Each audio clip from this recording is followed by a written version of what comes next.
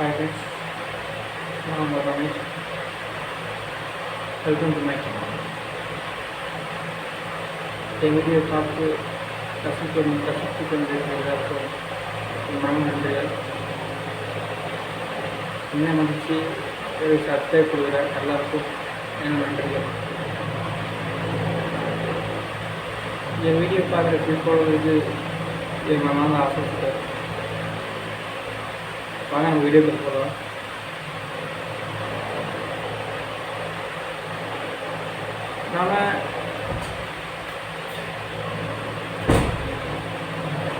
நாம் சின்ன வயசுலேருந்து எத்தனையோ செலவுகள் பண்ணியிருக்கோம் காசை.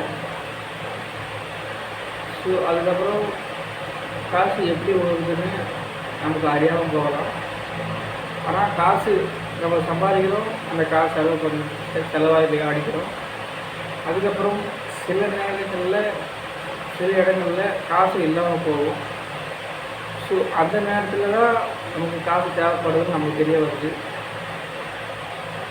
ஸோ நான் இப்போ என்ன சொல்ல வரேன்னா, காசு இருக்கிற நேரத்தில் இருக்கும், ஆனால் இல்லாத நேரத்தில் இருக்காது. இது கவி ரொம்ப அழகாக சொல்லியிருக்காரு. காசு லக்ஷ்மி தேவி பொறுத்து. லக்ஷ்மி தேவி ஒருத்தர் இருக்கும், ஒருத்தர் இருக்காது அப்படி சொல்லியிருக்காரு. ஸோ உண்மைதான் அது. லக்ஷ்மி தேவி இங்கேயும் இருக்கும் அங்கேயும் இருக்கும். அது எங்கேயும் இருக்கணும்னு நமக்கே தெரியாது. அந்தளவு ஒரு கவி நல்லா சொல்லியிருக்காரு. ஸோ பணம் இருக்கும்போது நம்ம முடிஞ்ச அளவுக்கு நம்ம சேர்த்து வச்சாலும் அது ஓரளவு தான் இருக்கும் அப்படின்னு தான் அதை சொல்லுவார்.